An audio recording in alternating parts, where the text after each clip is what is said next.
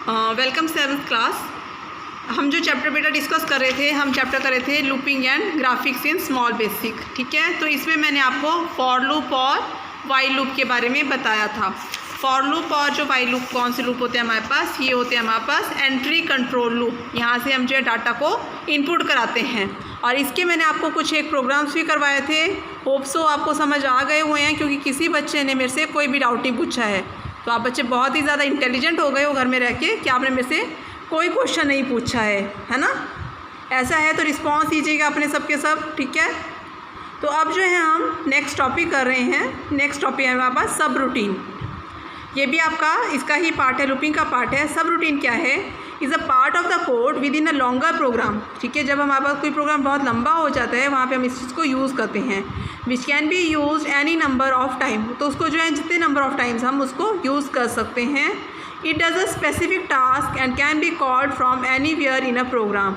ये एक particular task को परफॉर्म करता है और कहीं भी हम पूरे प्रोग्राम में इसको यूज़ कर सकते हैं। These are very helpful as they reduce the size of code and are reusable। तो ये क्या कर सकते हैं? हमारे लिए बहुत ही हेल्पफुल है, क्योंकि ये क्या करता है, हमारे साइज़ को छोटा कर देता है और हम इसको रीयूज़ भी कर सकते हैं। क्या कह रहा है अब इसको एक बार शॉर्ट में मैं आपको ब्रीफ में बता रही हूँ। सब रूटीन मीन्स किसी चीज़ को पार्ट्स में डिवाइड करना। किसी चीज़ को आप सब पार्ट्स में डिवाइड करते हो ना। तो अभी हमने प्रोग्राम वाला चैप्टर पढ़ रहे थे, हम यहाँ पे कोडिंग वाला चैप्टर पढ़ रहे थे। तो कोडिंग में अभी तक हमने जो किया था, हमने किए थे छोटे छोटे कोड्स। अगर हमारे पास कोई बड़ा कोड आ जाता है, उस बड़े कोड को हमने छोटे पार्ट में डिवाइड करना है, तो हम उसके लिए क्या यूज़ करेंगे? यहाँ पे सब रूटीन का यूज़ करेंगे। उससे क्या होता है, हमारा प्रोग्राम छोटा हो जाता है, पार्ट्स में डिवाइड हो जाता है। पार्ट्स में डिवाइड करके क्या होगा, हमें इजीली अंडरस्टैंड हो जाएगा और हमारा जो प्रोग्राम है वो भी हमें इजीली कोई भी उस चीज़ को अंडरस्टैंड कर सकता है और हम उस कोड को रीयूज़ भी कर सकते हैं। रीयूजेबल मीन्स उसको बार बार यूज़ कर सकते हैं। हमें एक चीज़ को बार बार लिखने की ज़रूरत नहीं पड़ती है। तो वो आपका सब रूटीन होता है। आइए अब देखते हैं कि कैसे ये चीज़ें काम करेंगी। सबसे पहले मैंने आपको बताया है, जिस भी चीज़ की हम डेफिनेशन पढ़ते हैं, हम सबसे पहले उसके काम करते हैं उसके सिंटेक्स पे, सिंटेक्स के बाद एग्जाम्पल पे। तो सबसे पहले आप सिंटेक्स देखिए। सिंटेक्स दिया हुआ है आपको, सब name of the sub routine. सब आपने जो है ले लिया, उसके अंदर नेम ऑफ सब रूटीन डाल दिया कि क्या सब रूटीन के अंदर आपने डालना है, सब रूटीन के अंदर क्या चीज़, तुम कौन सा फंक्शन लोगे। देन स्टेटमेंट, उसके बाद आपने उसकी स्टेटमेंट कि क्या चीज़ आएगी सब रूटीन के अंदर। देन आफ्टर एंड सब, और उसके बाद हमने सबको क्लोज कर देना है। क्लियर है?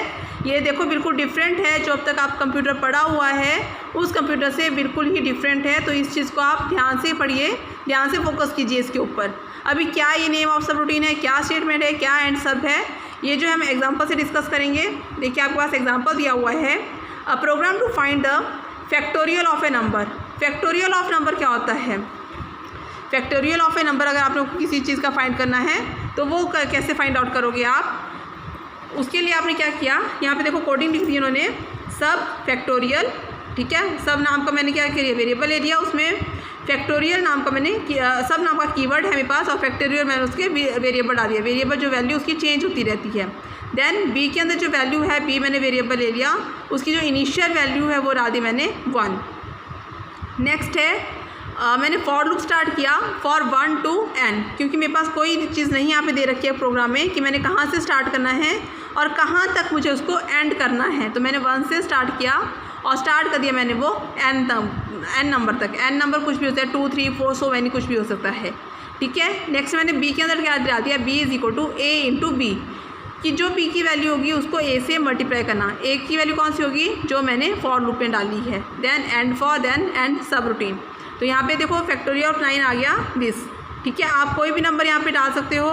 आप इसको कंटिन्यू करने के लिए भी देखो यहाँ पे हमने कोई भी एंड टाइम लगी, कहाँ तक चलने, कोई लिमिट नहीं दिया है। पीछे मैंने आपको जो प्रोग्राम बताया था वहाँ पे मैंने आपको बताया था कि एक हमारे पास इनिशियल वैल्यू होती है, एक होती है हमारे पास फाइनल वैल्यू। तो यहाँ पे हमारे पास कोई भी फाइनल वैल्यू नहीं है, यहाँ पे हमारे पास इनिशियल वैल्यू है और वो कंटिन्यूटी में n नंबर ऑफ टाइम्स चलता रहेगा। वो लूप आपका कंटिन्यूटी में मूव होता रहेगा। तो ये आपका सब रूटीन है। नेक्स्ट एक और एग्जाम्पल देखिए, a program to demonstrate the use of subroutine that is called the multiple times. अब एक ही प्रोग्राम का मैंने मल्टीपल नंबर ऑफ टाइम्स को यूज़ करना है, तो कैसे करना है? देखो ये जो आपको टेक्स्ट दिख रहा है ना ऊपर, जब तुम बेसिक जो है सॉफ्टवेयर को इंस्टॉल करोगे अपने सिस्टम के अंदर तो ये ऑटोमेटिकली आएगा। आपका जो काम है, आपका काम होगा स्टेटमेंट से, जो यहाँ पे इफ़ लिखा हुआ है, इस इफ़ से आपका काम जो है स्टार्ट हो जाएगा। बाकी जो है ये आपका ऑटोमेटिकली यहाँ पे आ जाएगा। क्लियर है? तो यहाँ पे हमें क्या करना है, demonstrate the use of subroutine that is called multiple times के लिए हमने उसको यूज़ करना है। तो मैंने अगेन क्या किया, एंड लाइन लिख दी, ठीक है, एंटर द नंबर लिख दिया, देन टेबल बनाना है मुझे, देन अगेन लाइन लिख दी, want to try it again, आपको दोबारा बनाना है क्या? अगर बनाना है तो ठीक है, ये मैं स्टेटमेंट्स डाली हूँ, ये सारी क्या है आपकी स्टेटमेंट्स हैं। नेक्स्ट वीडियो में आपने सेकेंड लाइन डाल दी, press Y to retry and to finish the program. अगर वाई डालोगे तो आपने उसको रिट्राई करना है और एन आएगा अगर आपने प्रोग्राम को फिनिश करना है। तो ये सारी चीज़ें जो मैं यहाँ पे डाल रही हूँ, ये आपकी जो है आपकी आउटपुट विंडो में आपको डिस्प्ले होंगी। देन आर नाम का जो मैंने वेरिएबल लिया था, मैं ऑलरेडी बता चुकी हूँ कि वेरिएबल क्या है, कांस्टेंट क्या है, फंक्शन क्या है। जो पीछे वाली वीडियो थी, लास्ट वीडियो थी, उसमें मैंने ये सारी चीज़ें आपको डिफाइन की ही हैं, आप उससे इन चीज़ों को चेक कर सकते हो।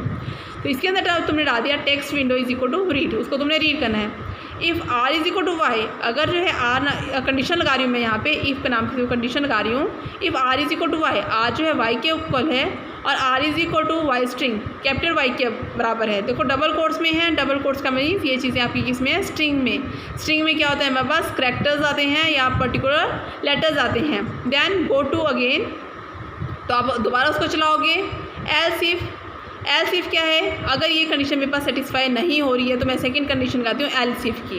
Else if R is equal to N, ठीक है, और सेकंड है आपका R is equal to capital N, ठीक है। अगर जो है ये कंडीशन सेटिस्फाई हो रही है तो ठीक है, अदरवाइज मैं इसको अगेन गो टू नो कर रही हूँ। देन आफ्टर आप एंड इफ कर दोगे, ठीक है, यहाँ पे आपका एंड इफ किया हुआ है। देन इन्होंने अगेन लिया, ये तो हो गया एक टेबल, देन इन्होंने सब टेबल ले लिया, N is equal to text window, read करना है उसको।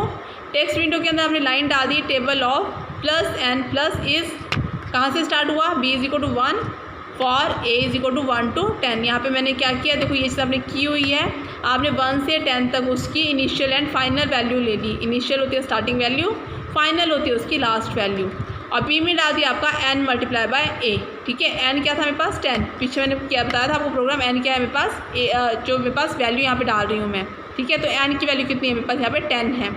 टेक्स्ट विंडो ने क्या किया, प्रोग्राम आपका रन किया, इनिशियलाइजेशन की, कंडीशन लगाई, देन आपका स्टेटमेंट दिया, एंड फॉर एंड सब, ठीक है। तो अभी आप इस प्रोग्राम को रहने दीजिए, आपको जस्ट इसमें क्या करना है, आपने फोकस करना है ओनली सब रूटीन की डेफिनेशन में। आपके स्कूल ओपन हो जाए जल्दी से जल्दी हो, यही एक्सपेक्ट करते हैं हम। उसके बाद ये प्रोग्राम मैं आपको खुद प्रैक्टिकली करवाऊंगी, ठीक है। आपने जस्ट सब रूटीन की डेफिनेशन पे ही फोकस करना है। Okay class, thank you class.